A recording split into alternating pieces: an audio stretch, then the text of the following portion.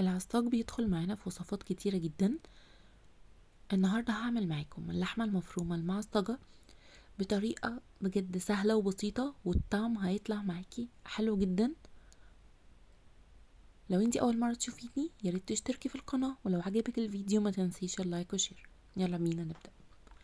معايا كيلو من اللحمة المفرومة، ومعايا 4 بصلات كبار مفرومين في الكبة، وجزر مفروم، وفلفل رومي مفروم. البهارات اللي عندي بقى عندي حبهان، قرنفل، ورق لورا، و7 بهارات وقرفة، وملح وفلفل طبعا. في حلة على النار هضيف مكعب من الزبدة، مش بتزود مادة دهنية علشان اللحمة اصلا فيها دهون بتنزل. وبعد كده هنزل بالحبهان والقرنفل وورق اللورا، هقلبهم كده شوية على النار لحد ما ريحتهم تبدأ تظهر. بعد كده هنزل بنص كمية البصل اللي عندي.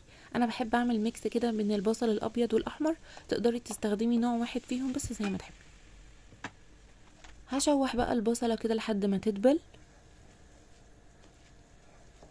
وبعد كده هنزل باللحمة المفرومة.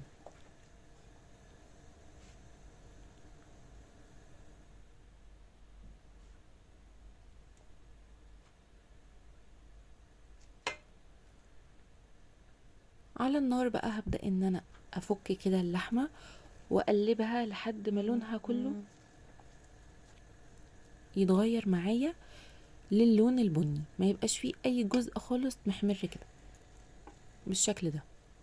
في الخطوة دي هروح نازلة باقي كمية البصل والجزرة المفرومة والفلفل الرومي المفروم.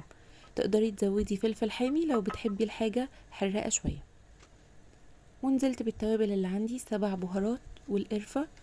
الملح على حسب الرغبة، انا حطيت 3 معالق صغيرين من الملح، وحطيت نص معلقة صغيرة من الفلفل الاسود. تقدري تستبدلي ال7 بهارات ببهارات اللحمة.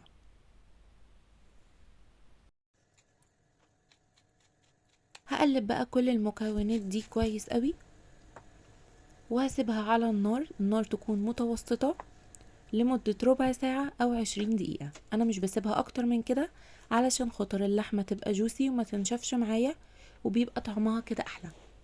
بصوا كان شكلها عامل ازاي. ما تنسيش بقى تشيلي ورق اللورا والحبهان والقرنفل اللي انتي حطيتيه. لو بعمل مكرونة بشاميل بحط معلقة كبيرة من الصلصة على اللحمة المفرومة، لكن لو هستخدمها في حشوة الجلاش والسمبوسة بسيبها زي ما هي كده. بجد طريقة بسيطة جدا للعصاج، وطعمها بيطلع حلو جدا. اتمنى ان انتوا تجربوها وتعجبكم، واستنوني ان شاء الله في الوصفة اللي جاية.